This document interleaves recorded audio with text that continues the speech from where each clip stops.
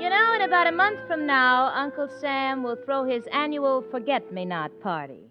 That glorious little shindig known as Income Tax Day. Me, Jane Stacy, I'm all prepared for it. Income, $2,500 a year. Assets, about $100. Liabilities, Irma Peterson. And you know, I'm a little worried. Sometimes the government gives you a refund. What if they send me another Irma Peterson? Now, please, don't get the wrong impression because I love Irma. But there are times when well, for instance, the other night I came home and found Irma in the middle of the floor with her head on the bathroom scales. So I said, for goodness sakes, honey, what are you doing? And Irma said, I'm just trying to find out if I have a balanced mind. No, when she says those things, I no longer pull my hair. You see, I've come to know Irma a little better, and beneath it all, she's a sweet, honest kid who's determined to make something of herself. Otherwise, now why would she be at the piano as she is, practicing lesson number 2, which our dear friend and neighbor, Professor Kropotkin, has given her? C, D, E, F, G, A, B, C. You know, that was pretty good, honey. Yes, but that's C, D, E, F, G, A, B, C. What about it? It's such a hard way to pronounce the death gap. Sweetie, that's not a word. They're just notes. Now, come on, back to your practicing, Irma. All right. Do, re, mi, L. Irma, what are you doing? It's supposed to be fa. I know, but I always like Al next to me. It's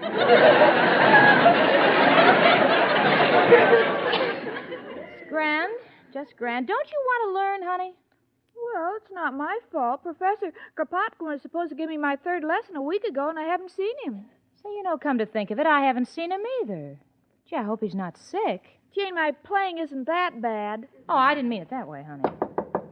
Come in. Hello, girls. Oh, it's you, Mrs. O'Reilly. Girls, I'm worried sick. The professor's been in his room all week and he won't even answer the door. Oh, my goodness, what do you think it could mean? Oh, I don't know. I'm afraid the poor old man might be very sick. And then again, the deadbeat may have skipped without paying the rent. Well, maybe he killed himself. Oh, Irma, please. Well, it could happen. A lot of people kill themselves, and you don't hear from them for weeks. Oh. Irma, his socks are hanging down there on the line. So what? You know what they say. You can't take it with you. Oh. Well, I don't know what it's all about, but whatever it is, Mrs. O'Reilly, you have yourself to blame for it. The way you've kept nagging that sweet old man for the rent. I nag him? Well, that's ridiculous. I remember Christmas Eve, we were singing Silent Night, and I didn't mention it once during the entire song. I'm surprised that you say such a thing, Janie. Oh, I didn't mean to hurt your feelings, Mrs. O'Reilly. Well, if you want to know, I'm the one who's been hurt. The way he goes around telling everyone I'm an old bat-faced cow. Well, why don't you sue him? He says he can prove it.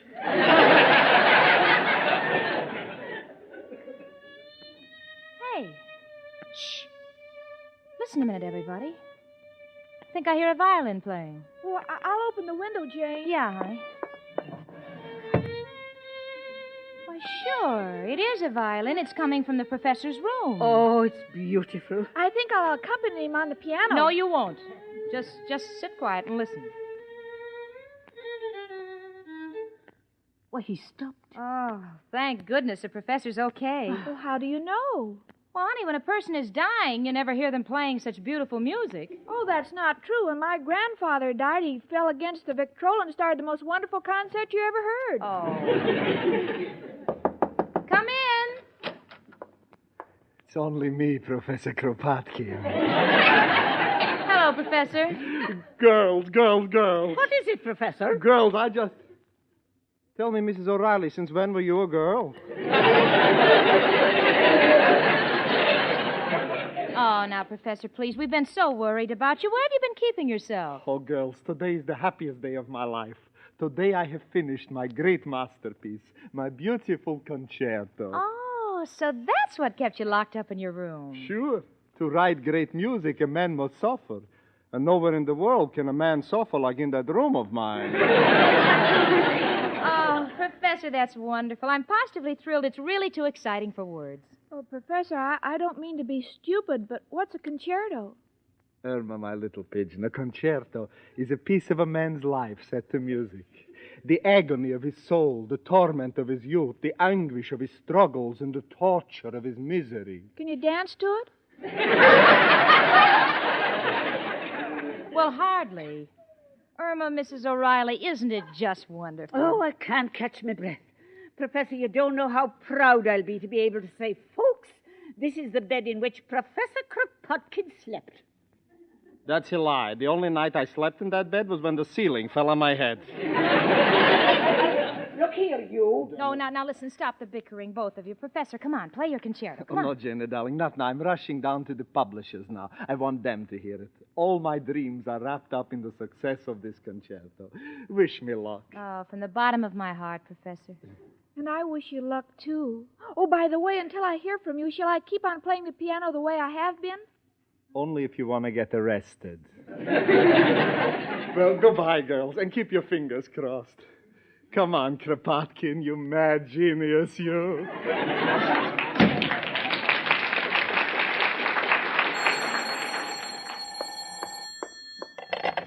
Hello? Who? Oh, Al. Yeah, she's here. What's delayed you? Oh, you had 2 teeth pulled? Why are you so upset? Only one of them was bad? Well, Al, I don't understand. Oh, they pulled the one with the gold to pay for the other one. Oh, yeah, I see. Yeah, all right. Yeah, well, I'll tell Irma you'll be right over, Al. Bye. Well, girls, I think I'll go up to the professor's room and give it that feminine touch. Who knows, now that he's coming into the money, he might be looking around for a girl to share it with. Goodbye.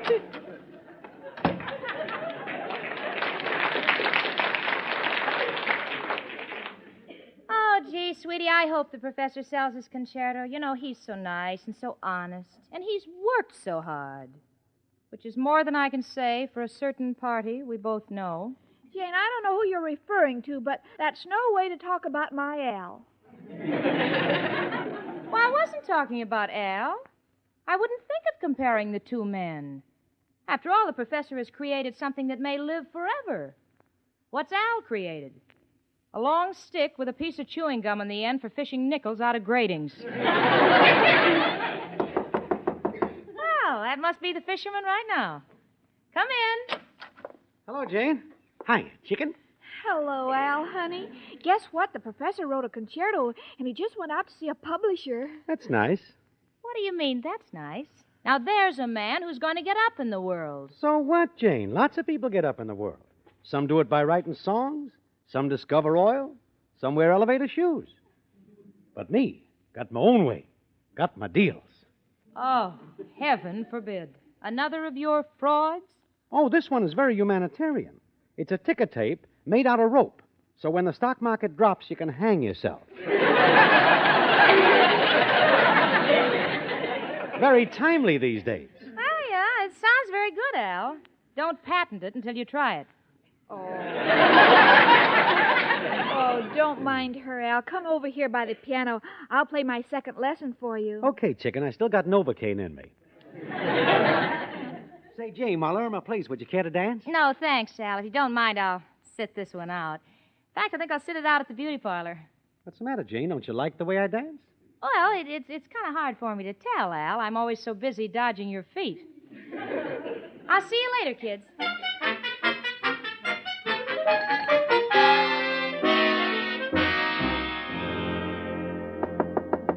Come in. Oh, hiya, Professor. What are you so dejected about?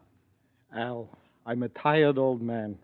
I went to every publisher in New York, and they wouldn't even see me because I haven't got a name. Well, that's silly. You've got a name. Why don't you show him your driver's license? Hold it, Chip.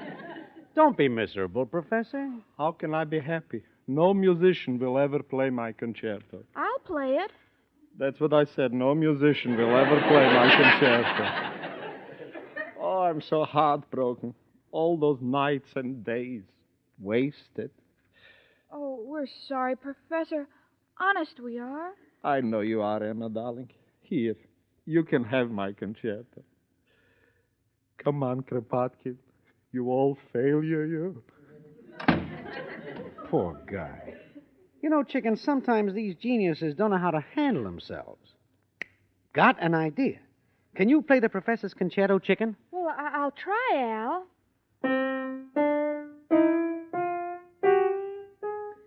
There's something wrong with this piano, Al. No matter what I play, it sounds the same. Well, forget it, Chicken. Hand me that music.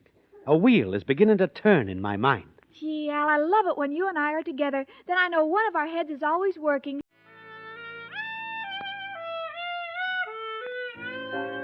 Well, I've heard the news about Professor Kropotkin's failure, and I'm just heartsick. I don't know where he is. I can't locate Al and Irma. But I've decided to do something about it myself. You see, Richard has a friend, a music publisher, named Jed Leeds, and we're in Mr. Leeds' office right now, and he's trying to get rid of a fellow who claims that he writes original songs. And nothing could be cleaner than to see my darling Lena in the morning. Oh, nothing could be better than to see her in a sweater in the morning. Now, hold it, please. Not what you're looking for? Ha! Get this one. Brand new. Oh. Carry me back to old Miami. Back to the land of palm trees and cocoa nuts. Get it? Now, wait a minute, son. I know. You want something peppier. Get this. Just stashed it off this morning. Over here. What a year. Over here. Now, look, my boy. For the boys are shaking, the market's breaking. We'll soon be back to nickel beer. Look, boy, please. Run along, will you? I'm busy. These people are waiting to talk to me. Okay, but you'll be sorry. I'm going over to Whitmark and selling my masterpiece. Mammy's little baby loves Shorten and Pumpernickel. Goodbye, Mr. Vienna. Is that his name? Vienna? Yes, he calls himself Irving Vienna. That's as close as he could get to Berlin. Now, Richard, I'm sorry to delay you like this. What can I do for you? Well, Jane has a friend who's written a concerto, and, well, we thought you might listen to it. Oh, I'd be glad to. Do you have it with you? No, I haven't, but if you could arrange to see Professor Kropotkin, I'd be ever so grateful. I'm sure he has ability. Well, I'll be free this afternoon for a couple of hours. Can you locate him? Well, I'll make it my business to. He works at the Gypsy Tea Room, and I'll find him if I have to look under every tea leaf.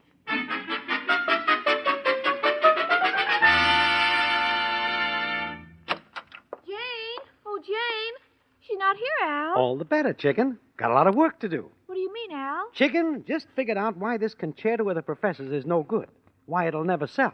Why, Al? Because it ain't got no words. It's got to have lyrics. Oh, but Al, do you think it's right for us to mess with the professor's concerto? Chicken, he's got to have help. If we don't mess with it, who will? I guess you're right, Al. But where will we get the words? Right out of our heads. Oh, I guess that's as good a place as any. Well, sure, Chicken. Now, the first thing we got to remember is that songs, like moving pictures, go in cycles. They all copy each other, see? Now, for instance, this week it's Ingrid Bergman in Arch of Triumph. Next week it'll probably be Betty Davis in Ditch of Despair. Now, what's the number one song today? Golden Earrings. Got our title. Silver Bracelets. Gee, that's pretty, Al, and it's not too expensive. Yeah. Hand me the concerto, Chicken. Here, play these first few notes.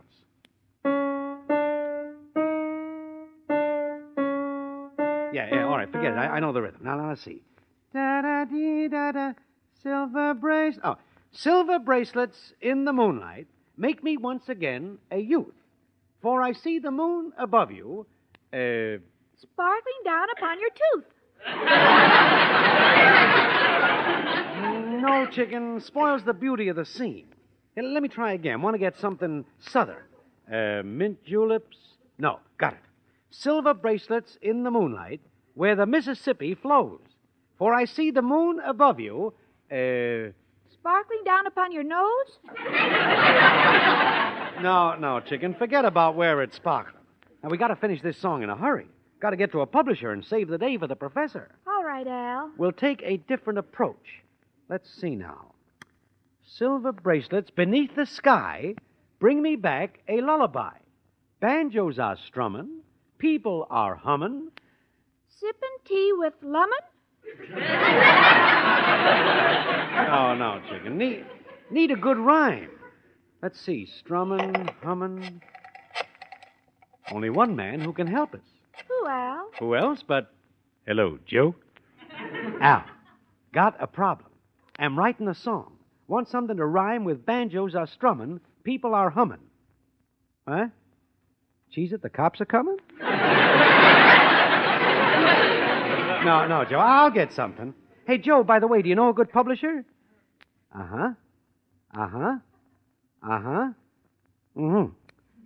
Duplicate Dan, the forger, is a music publisher now? Okay, Joe. We'll see Duplicate Danny. Thanks. Well, chicken, got the publisher. Only need a few more words. Now, let me see. A rhyme for humming. Our life was rugged. We had no plumbing. No, chicken. I'll get something. Let me see. Humming, strumming, humming.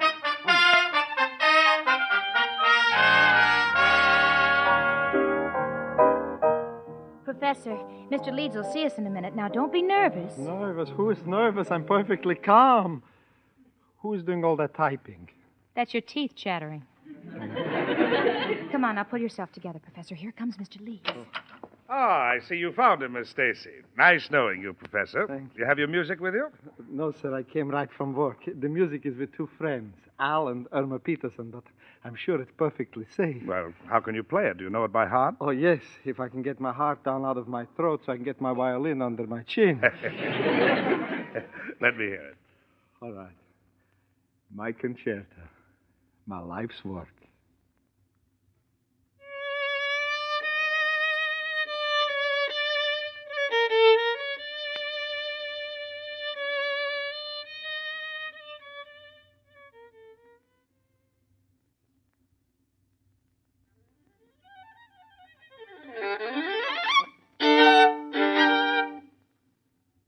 Well, Mr. Leeds? It's beautiful. You're a great composer, Kropotkin. Do you realize what you're saying, Mr. Leeds? Do you realize that you're saying, I'll be a man again? I'll be able to hold my head up, look my landlady in the eye, and move out of a room that even the mice have boycotted? Oh, now, don't break down, Professor. We're all just as happy as you are. Of course, I can't commit myself until Mr. Eccles, my associate, hears the recording we made while you were playing. You made a record? Ooh, Kropotkin's on a record. Mr. Leeds, I hope you'll let the professor know just as soon as possible. Well, if Eccles likes it as much as I do, we'll publish it. I'll drop by your place, Miss Stacy, with the contract and our usual advance of $1,000. $1,000? Quick, I can't catch my breath. Here's a glass of water. How dare you? You give water to a multimillionaire. Tonight the champagne will flow.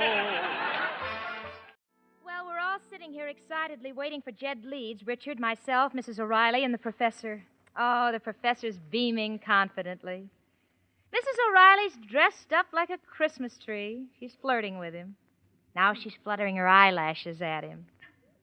Oh, she's so embarrassed. They fell off. I guess she's not used to wearing them. Now the professor's smiling happily. He's probably thinking of the $1,000. Now he's frowning, probably thinking of the income tax. Now he's humming the concerto. Come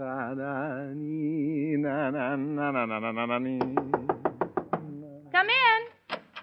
Oh, hello, Mr. Leeds. How did Mr. Eccles like it? Went out of his mind about it. Here's your contract, Professor, and I have the check right here for you. Oh, hello, Jane. Irma, you're just in time. We have the most wonderful news for you and Al. Well, we got wonderful news, too. Oh, no, will you hear ours? Mr. Leeds here, he's a publisher, and he's just bought the professor's concerto with an advance of $1,000.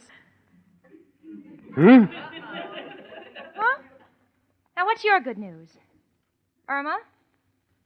Al, why are the two of you looking at each other like that? We've missed each other. Why Why do you keep staring at each other? We want to make sure we haven't changed. What's the difference? I'm the happiest man alive. Let there be rejoicing, laughter, music. Turn on the radio. Not now. It's 7 o'clock. And you wouldn't want to listen to 6 misses and a hit. Hold her, chicken. Wait a minute. What's going on here? Irma Peterson, what have you and Al been up to? Irma? Oh, you might as well tell them, Al. Here, Professor, here's the check. We sold your concerto for $100. What? Irma, darling, I know you got a vacuum in your head, but why use it to clean me out?